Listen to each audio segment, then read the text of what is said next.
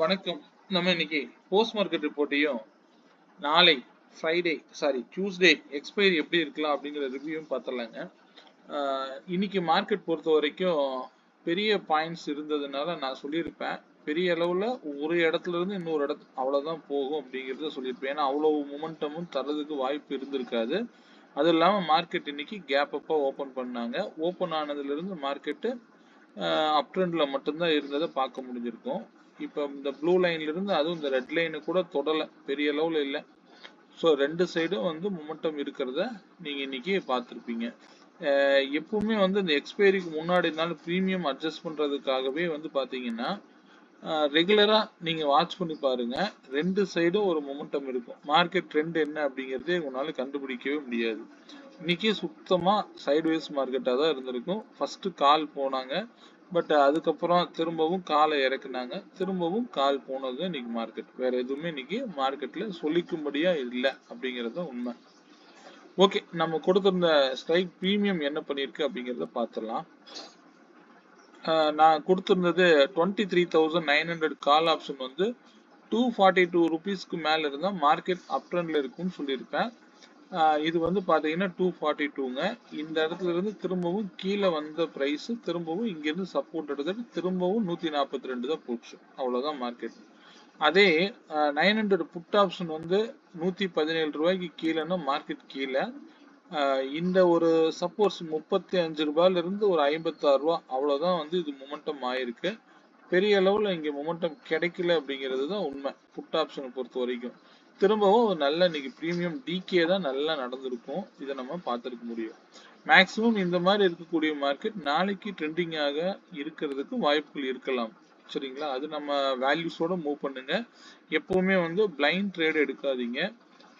ஒரு ட்ரேடை வந்து நம்ம எடுக்கிறோம் அப்படின்னா முதல்ல அதுக்கு எஸ்எல் எவ்வளோ அப்படிங்கிறது நம்ம மைண்ட்ல வச்சுக்கோங்க. எப்பவுமே அது எப்பவுமே ஸ்ட்ராங்கா இருக்கணும். இன்னைக்கு நம்ம எடுத்த ப்ரீமியம் பார்த்துருவோம்.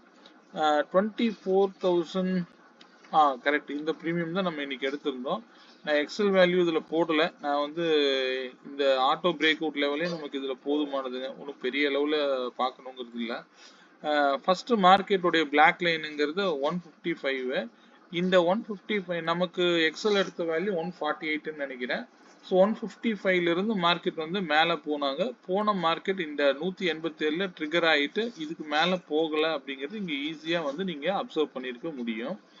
அங்கிருந்து திரும்பவும் கீழே வராங்க. இந்த கீழே வரக்கூடிய இடங்கள் எல்லாத்தையும் நீங்க வந்து எப்படி வந்து பிரேக் அவுட் கிடைக்கிற மாதிரி நீங்க எடுத்திருக்கணும் அப்படின்னா லோயர் லோ பிரேக் அவுட். இந்த இடத்துல உங்களுக்கு பிரேக் அவுட் கொடுத்த இடம் உங்களுக்கு கண்டிப்பா எடுத்திருக்க வாய்ப்பு இல்லை. ஆனா திரும்பவும் கீழே தான் இறங்கி இருக்கு. இந்த இடத்துல பாருங்க, லோயர் லோ பிரேக் அவுட்டை வந்து எடுக்க முடியாம திரும்ப கீழே இறங்குது. அப்படி இறங்குற மார்க்கெட்டு இந்த இடத்துல நீங்க லோயர் லோ பிரேக் அவுட் அப்படின்னா இந்த கேண்டில் எடுக்க முடியாது, எடுக்கக்கூடாது. ஏன்னா 3 மினிட் எனக்கு வந்து கண்டினியூஸா வந்து கண்டிப்பா ஒரு 3 கேண்டில் வந்து ரெட் இருக்கணும். அதுக்கு கீழே வந்து எப்போ கிரீனா மாறுதுன்னா இந்த கேண்டில் தான் பேஸா எடுத்துக்கணும். கணக்குப்படி பார்த்தீங்கன்னா இந்த கேண்டில் தான் வந்து லோயர்ல பிரேக் அவுட் கொடுக்கக்கூடிய கேண்டிலா இருந்திருக்கும். ஸோ இந்த கேண்டில் நம்ம எடுத்திருக்க வாய்ப்பு இல்லை. ஸோ அதனால இந்த ப்ரைஸ் லெவல் நமக்கு தெரியும். இந்த இடத்துல வந்து பிரேக் அவுட் கிடைக்கல, பிரேக் டவுன் தான் நடந்திருக்குது. இந்த ரெட் கேண்டில் வந்து இந்த லோ கட் பண்ணிருச்சு அப்படின்னா கீழே தான் இறங்கி இருக்கு. இங்கிருந்து போனது லோயர் லோ பிரேக் அவுட்டா எடுக்கவே முடியாதுங்க. இந்த கேண்டில் வந்து இங்க மேல போனதை நம்மளால எடுத்திருக்க முடியாது, எடுக்க கூடாது. லோயர் லோ பிரேக் அவுட் கிடையாது இதுக்கு பேர். அதனால அதை மைண்ட்ல வச்சுக்கோங்க. இப்ப இந்த இடத்துல பாருங்க, கண்டினியூஸ் ரெட் கேண்டில். இப்ப இந்த இடத்துல ஒரு கிரீன் கேண்டில். இந்த ஹையையும் இந்த லோவையும் மார்க் பண்ணிட்டீங்க அப்படின்னா இந்த ஹை வந்து பாத்தீங்கன்னா 117.4. இந்த 117.4க்கு மேல க்ளோஸ் வச்சது எப்போன்னு பாருங்க. இந்த கேண்டில் தான் க்ளோஸ் வைக்குது. இதுக்கப்புறம் அந்த கேண்டில் வந்து எவ்வளவு வந்திருக்குன்னு பாருங்க. 114, அதாவது 118ல திரும்பவும் கேண்டில் க்ளோஸ் வச்சுட்டு இங்கிருந்து நீங்க வந்து ஒரு அப் ட்ரெண்ட் ரேலி எடுத்திருக்கலாம். இதுக்கு பேர் தான் லோயர் லோ பிரேக் அவுட். புரியுதுங்களா? ஏன்னா இது வந்து நீங்க இப்படிதான் நீங்க இதை எடுக்கணும். அதனாலதான் இதை திரும்ப சொல்றேன். லோயர் லோ பிரேக் அவுட் அப்படிங்கிறது நீங்க இந்த மாதிரி தான் பார்க்கணும் அப்படிங்கறத நான் சொல்லியிருக்கேன். சரிங்களா? இப்போ இங்க இருந்து திரும்பவும் போனது இதுக்குள்ளதான் மார்க்கெட் சுத்தமா பெரிய மார்க்கெட்டுடைய ரேஞ்ச் பவுண்ட்லயே தான் இன்னைக்கு இருந்தாங்க. அதுதான் நம்ம பார்த்துருக்க முடிஞ்சது. இதே 24,100 புட் ஆப்ஷன் பார்த்தீங்க அப்படின்னாலும் பர்பிள் லைனான 104, இங்கேயும் அதே 104 தான் வருது, இங்கேயும் அதே 104 தாங்க. இதை தான் நான் வந்து இண்டிகேட்டரா நம்ம கன்வெர்ட் பண்றோம். இதை வந்து சிஸ்டமா எடுத்துக்கோங்க, அவ்வளவுதான். இந்த சிஸ்டம்க்கு திரும்பவும் என்ன நடக்குது, 135 போகுது, திரும்பவும் 104க்கு வந்துச்சுன்னா திரும்பவும் புல் பேக் ரேலி, இங்கே திரும்ப வருது, திரும்ப 167 க்ளோஸ் வைக்குது. இந்த க்ளோஸ் வந்து ஃபேக்கா திரும்ப ஏமாத்திட்டு திரும்பவும் கீழே க்ளோஸ் வச்சா வெளியில வந்துடணும். திரும்ப அந்த பிரைஸை ட்ரிகர் பண்ணும்போது நீங்க ஆட்டோமேட்டிக்கா வந்து கால் ஆப்ஷனை தைரியமா எடுக்கலாம். பாருங்க, இங்க வந்து கால் ஆப்ஷன் சைடு வந்து லெஃப்ட் சைடுல கவனிச்சீங்கன்னா 104ல வந்து அழகா வந்து சப்போர்ட் எடுக்குது. இங்க வந்து 167ல ரிஜெக்ஷன் ஆகுது. இந்த இடம் நீங்க வந்து கண்டிப்பா கால் ஆப்ஷன் எடுத்திருக்க முடியும். இப்படிதான் நீங்க இதுல வந்து இந்த சிஸ்டமா நீங்க பார்க்க முடியும். சரிங்களா? ஓகே, ஸ்டே ஆன் வேல்யூஸ்ங்க. அதுக்கப்புறம் திரும்பவும் புட்டு பெரிய அளவுல மொமெண்டம்லாம் ஆகல. இந்த இடத்துல சுத்தமா எல்லாம் சைட்வேஸ் தான், ஒன்றும் பெரிய அளவுல இல்லை. ப்ரீமியம் டிகே தான் இன்னைக்கு புட் ஆப்ஷனை பொறுத்த வரைக்கும்.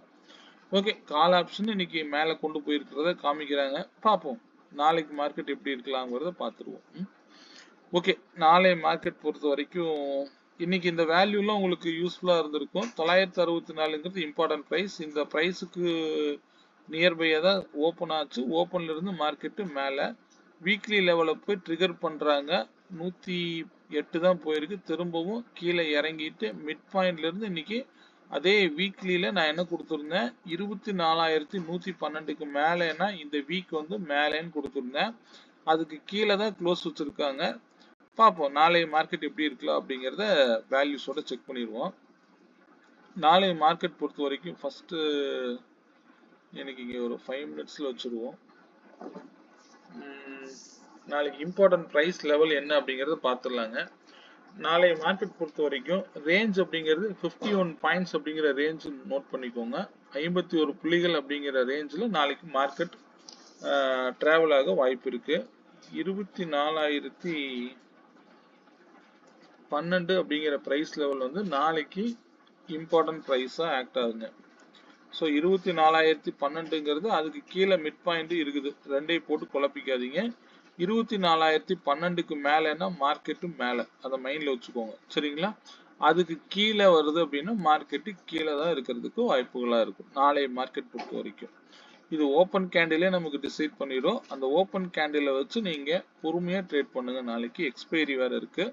அதே மாதிரி 24,112க்கு மேலே க்ளோஸ் வச்சிருச்சு அப்படின்னா மார்க்கெட் வந்து திரும்பவும் அடுத்தடுத்த டார்கெட் என்னங்கிறத பார்த்துருவோம். அதுக்கு மேலே போகும்போது 24,232 அப்படிங்கிறது அதிகபட்சம் நாளைக்கு போகிறதுக்கு வாய்ப்புகள் இருக்கலாம் அப் ட்ரெண்டை பொறுத்த வரைக்கும். இதுவே வந்து அதுக்கு ஒரு பஃபர் பாயிண்ட்னு எடுத்துக்கிட்டிங்கன்னா 24,208ங்க. இது வந்து நாளைக்கு லெவல்ஸா மார்க் பண்ணி வச்சுக்கோங்க. ஏன்னா இன்னைக்கு போயிருக்கக்கூடிய ரேஞ்சை வச்சு தான் நம்ம இது ஃபிக்ஸ் பண்றோம். ஸோ அதனால நீங்க அதை கிளியரா புரிஞ்சுக்கோங்க. இதுக்கு மேல மார்க்கெட்டு கீழே போகுமா அப்படின்னா இந்த வேல்யூ வந்தாலே உங்களுக்கு நல்ல ப்ராஃபிட் தான் கிடைக்கும். அதிகபட்சம் நாளைக்கு கீழே இறங்குனா 23,838 வரைக்கும் கீழே இறங்குறதுக்கு வாய்ப்புகள் இருக்கு. அதுவே ஒரு பஃபர் பாயிண்ட்னா 23,862ன்னு வச்சுக்கோங்க. இந்த பிரைஸ் லெவலை நாளைக்கு மார்க் பண்ணிக்கோங்க. இதுவே நமக்கு போதுமானது, வேற எதுவுமே இது தேவையில்லை. சரிங்களா? நாளைய மார்க்கெட் பொறுத்த வரைக்கும் ரேஞ்சுங்கிறது 51 பாயிண்ட். 24,012க்கு மேலேன்னா மார்க்கெட் அப் ட்ரெண்ட்ல இருக்கும். இந்த ப்ரைஸை ட்ரிகர் பண்ணிட்டு போயிடுச்சு அப்படின்னா மார்க்கெட் வந்து மேலே தான் இருக்கும்னு அர்த்தம். கீழே க்ளோஸ் வச்சிருச்சு அப்படின்னா மார்க்கெட் இதுக்கு கீழே தான் வரும். புரியுதுங்களா? ஒரு 150 பாயிண்ட் கீழே இறங்கலாம். கீழே இறங்கினா அதே மேலே போனால் இங்கிருந்து ஒரு 100 பாயிண்ட் 130 பாயிண்ட் தான் கிடைக்குது, பார்த்துக்கோங்க. சரிங்களா? மேலே இதுக்கு மேலே போனால் 130 பாயிண்ட் தான் இருக்கிறதுக்கு வாய்ப்புகள் இருக்கு. நாளை மார்க்கெட் கொஞ்சம் ட்ரெண்டிங்காக இருக்கலாம், அதை நீங்கள் பார்த்து கவனமாக ட்ரேட் பண்ணுங்க.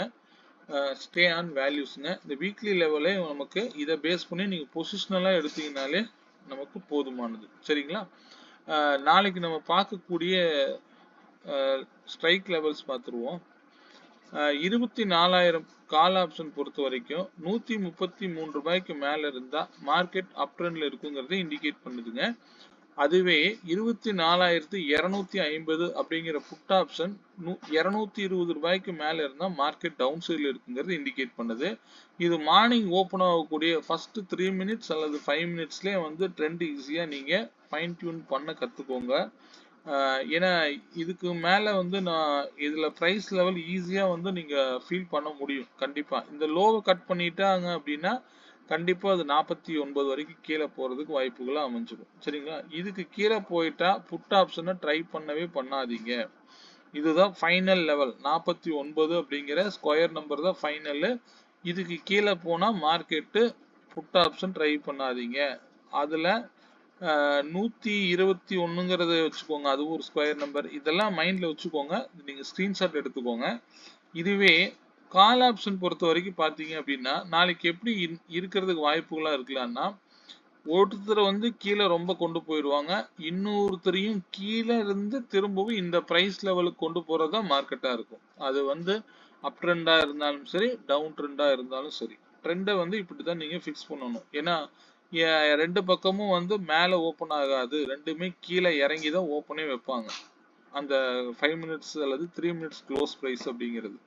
ஸோ அதுக்கு கீழே வரும்போது மார்க்கெட் வந்து இங்க கீழே இருந்து திரும்ப மேலே போறது மார்க்கெட்டா இருக்கும். அதுல ஏதோ ஒரு சிம்டம்ஸ் வந்து உங்களுக்கு கிளாரிட்டி தரும். இந்த ஆரஞ்சு லைனை தொட முடியாம கீழே விழுந்திருக்கும். அதுதான் வந்து சிம்டம்ஸா எடுத்துக்கோங்க. சரிங்களா? ஓகே. கால் ஆப்ஷன்ல இதுக்கு கீழே ஒரு லெவல் இருக்கு. 32 ரூபா அப்படிங்கிற பிரைஸ் லெவல மைண்ட் வச்சுக்கோங்க. ஏன்னா அது வந்து 51, அதுக்கு கீழே 32 ரூபா வரைக்கும் போறதுக்கு வாய்ப்புகள் இருக்கு கால் ஆப்ஷன் பொறுத்த வரைக்கும். புட் ஆப்ஷன்ல இதுக்கு கீழே போனா மார்க்கெட்டை புட் ஆப்ஷனை ட்ரை பண்ணாதீங்க, மைண்ட்ல வச்சுக்கோங்க.